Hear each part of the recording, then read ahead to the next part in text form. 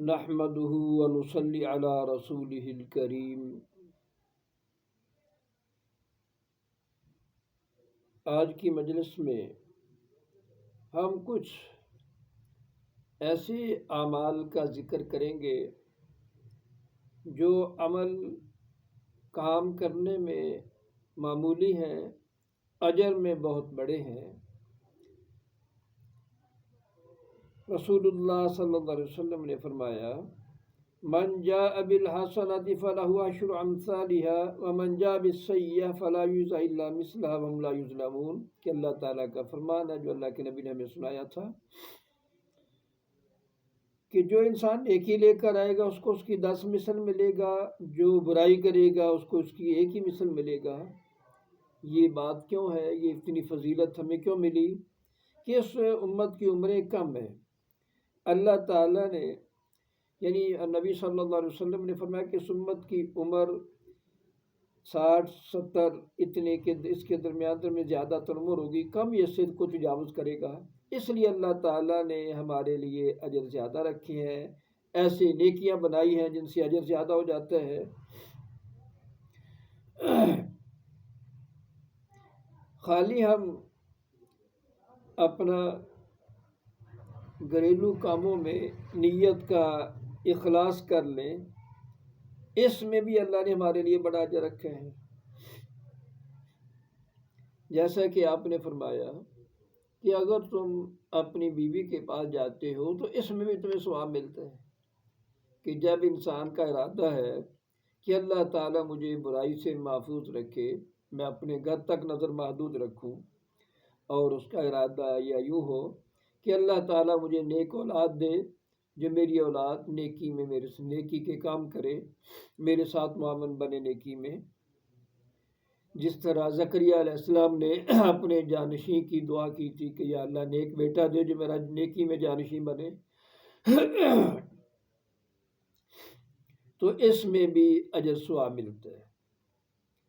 دوسرا واقعہ، ایک نوجوان رسول اللہ صلی اللہ علیہ وسلم کے پاس سے گزرا، بہت اچھا نوجوان تھا۔ صحابہ نے کہا جی کاش یہ اللہ کی راہ میں جہاد میں نکلے ایسا جوان بندہ۔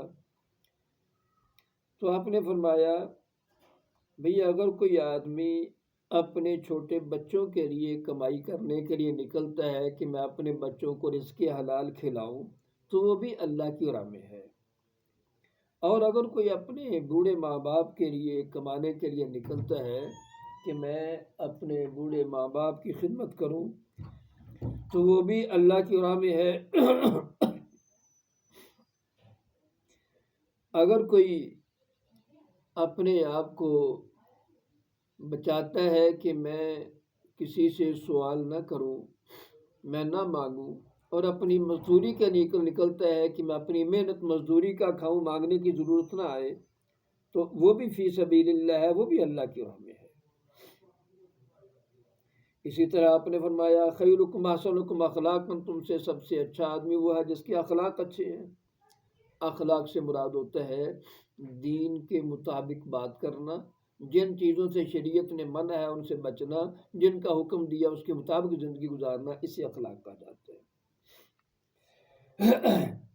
اسی طرح آپ نے فرمایا تم سے ایک آدمی جب وضو کرے، اچھا وضو کرے، کھڑا ہو، نماز 2 رکعتیں پڑھے، پورے چہرے کو سیدھا متوجہ کر کے، دل کو متوجہ کر کے، الا وجبت لہ الجنہ، کہ وضو کر کے 2 رکعتیں پوری توجہ سے پڑھ لے تو اس کے لیے جنت واجب ہو جاتی ہے۔ اسی طرح ایک روایت میں ہے کہ کوئی مسلمان اگر وضو کرتا ہے، اچھا وضو کرے، پھر اشہد ان لا الہ الا اللہ وحدہ لا شریک لہ وان اشہد ان محمدا عبدہ ورسولہ دعا پڑھتا ہے، الا فتحت لہ الجنۃ ابواب الجنت ثمانیہ، اس کے لیے جنت کے 8 دروازے کھل جاتے ہیں۔ اللہ اکبر۔ ایک روایت میں جب کوئی میرے وضو کی طرح اچھا وضو کرے اس کے سب گناہ جھڑ جاتے ہیں، گناہ معاف ہو جاتے ہیں۔ عثمان غنی رضی اللہ تعالیٰ عنہ فرماتے ہیں کہ ایک دن ہمیں نبی صلی اللہ علیہ وسلم نے فرمایا جو عشاء کی نماز جماعت سے ادا کرے اس کو آدھی رات کا قیام کا ثواب ملے گا، جو صبح کی نماز بھی باجماعت ادا کرے اس کو پوری رات قیام کا ثواب ملے گا۔ اسی طرح آپ کا فرمان جریر بن عبداللہ بیان کرتے ہیں کہ ایک دن ہم اللہ کے نبی کے پاس سے آپ نے چاند کو دیکھا، 14ویں کا چاند تھا۔ مایا تم اس طرح اپنے رب کو دیکھو گے جس طرح چاند کو دیکھ رہے ہو، کوئی چیز درمیان میں رکاوٹ نہیں ہوگی، لیکن اگر تم طاقت رکھتے ہو کہ 2 نمازوں کی پابندی کرو، صلاۃ قبل طلوع الشمس و قبل غروبها، کہ 2 نمازیں باجماعت پڑھنی ہے، لیٹ نہیں ہونے دینی، وقت پر پڑھنی، اول وقت پڑھنی، باجماعت پڑھنی، لیٹ نہ ہو، صبح کی نماز اور عصر کی نماز۔ اللہ اکبر! صبح میں انسان ڈھیلا ہو جاتا ہے، سونے سے اٹھنے کو دل نہیں چاہتا، عصر کے ٹائم میں گاہک ہوتے ہیں، کام ہوتا ہے، بندے کا کام چھوڑنے کو دل نہیں چاہتا۔ اللہ اکبر! صبح بستر کو چھوڑ کر اٹھنا اور عصر کے ٹائم گاہکوں کو چھوڑ کر باجماعت نماز پڑھنا، جو انسان اس کی پابندی کرے رب ذوالجلال کا دیدار بڑا آسانی سے ہو جائے گا۔ اسی طرح ابو ہریرہ رضی اللہ تعالیٰ عنہ بیان کرتے ہیں، جو جمعے کے دن فرسٹ ٹائم پہ نہا دھو کر مسجد میں چلا جاتا ہے اور اس طرح غسل کرے جس طرح جنابت کا غسل ہوتا ہے، اور پھر مسجد میں پہنچا، اس کو اونٹ کی قربانی کا ثواب، اسی طرح جو دوسرے ٹائم پہ جائے اس کو گائے کی قربانی کا، جو تیسرے ٹائم پہ جائے اس کو سینگوں والے مینڈے کا، چھترے کا، جو چوتھے ٹائم پہ جاتا ہے اس کو مرغی کا، اور جو 5ویں ٹائم پہ جاتا ہے گویا کہ اس نے انڈا صدقہ دیا ہے۔ اور جب امام آ گیا تو پھر فرشتے صحیفے لپیٹ کر وہ بھی سننے بیٹھ جاتے ہیں۔ اور اسی طرح باجماعت نماز پڑھنا اس کی، اور ضحیٰ کے نوافل پڑھنا اس کی فضیلت میں ایک روایت ہے، فرمایا جو آدمی اپنے گھر سے وضو کر کے نکلے فرضی نماز کو جا رہا ہے، اس کا اتنا اجر ہے جس طرح محرم احرام باندھ کر حج کے لیے جا رہا ہے، اس کو ایسے ثواب ملتا ہے۔ اور جو ضحیٰ کے نفل پڑھنے کے لیے جا رہا ہے اس کو بھی عمرہ ادا کرنے والے کی طرح اجر ملتا ہے۔ اور جو نماز کے بعد دوسری ایک نماز پڑھی ہے پھر اپنے کاروبار میں آ گیا ہے، کام کر رہا ہے، لا لغو فیہما، بینہما، دونوں نمازوں کے درمیان فضول بات، لغو بات نہیں کی، با مقصد بات کی، اللہ کا ذکر کیا، فضول چیزوں سے بچ گیا۔ کتاب فی علیین، اس کا نام پھر علیین میں لکھ دیا جاتا ہے۔ اللہ! یہ روایت مسند احمد کی اور ابو داود کی روایت ہے، حسن اور صحیح روایت، بعض نے اس کو حسن کہا، بعض نے صحیح کہا ہے۔ ابو ذر غفاری رضی اللہ تعالیٰ عنہ بیان کرتے ہیں کہ رسول اللہ صلی اللہ علیہ وسلم نے فرمایا، تم سے جب صبح اٹھتے ہو تو سب کے جوڑوں پر صدقہ واجب ہو جاتا ہے، ہر جوڑ کا صدقہ کرنا ہے، سبحان اللہ کہنا، لا الہ الا اللہ کہنا، اللہ اکبر کہنا، یہ سب صدقہ ہے، الحمدللہ کہنا صدقہ ہے، نیکی کی بات کرنا، برائی سے روکنا سب صدقہ ہے۔ لیکن ان سب کی جگہ پر اگر تم 2 رکعتیں پڑھ لو ضحیٰ کی تو تمہیں یہ ساری چیزوں سے یہی کافی ہو جائے گا۔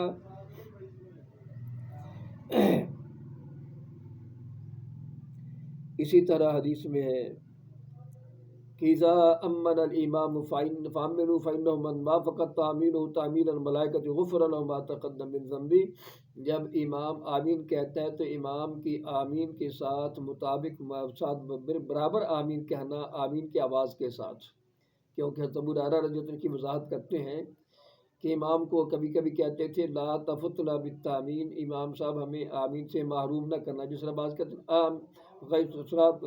غیر المغضوب علیہم ولا الضالین، آمین کے ساتھ امام جلدی سے آمین کہہ دے، پیچھے والے جائیں گے وہ بعد میں کہیں گے تو ثواب نہیں ملے گا۔ پھر اس لیے آپ کہتے کہ ولا الضالین، آمین، کہ آرام سے کہنا تاکہ پیچھے والے بھی ساتھ مل جائیں۔ تو اس طرح ساتھ مل کر امام کے ساتھ آمین کہنا، اس کا اجر اتنا ہے کہ وہ سب کے گناہ معاف ہو جاتے ہیں۔ اسی طرح ایک روایت میں ہے، صحیح بخاری کی روایت ہے، صحیح بخاری کا باب ہے، باب فضل قول ربنا لک الحمد، کہ ربنا لک الحمد کی فضیلت کتنی ہے کہ اذا قال الامام سمع اللہ لمن حمدہ فقولوا ربنا لک الحمد فإنه من وافق قوله قول الملائکۃ غفر له ما تقدم من ذنبه۔ جب امام سمع اللہ لمن حمدہ کہتا ہے تو اس کے بعد یہ دعا پڑھا کرو ربنا لک الحمد والی، کیونکہ فرشتے بھی یہ دعا پڑھتے ہیں، ہم بھی دعا پڑھیں گے۔ تو جب سب یہ اکٹھے اللہ سے دعا کریں گے تو اللہ تعالیٰ سب کے گناہ معاف کر دیں گے۔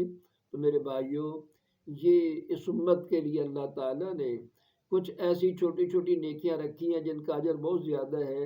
جس طرح آپ نے فرمایا کہ نماز، جس طرح غریب صحابہ نے شکایت کی کہ امیر آدمی بڑے صدقہ دیتے ہیں، ہم غریب ہیں، ہمارے پاس نہیں ہوتا، ہم کیا کریں؟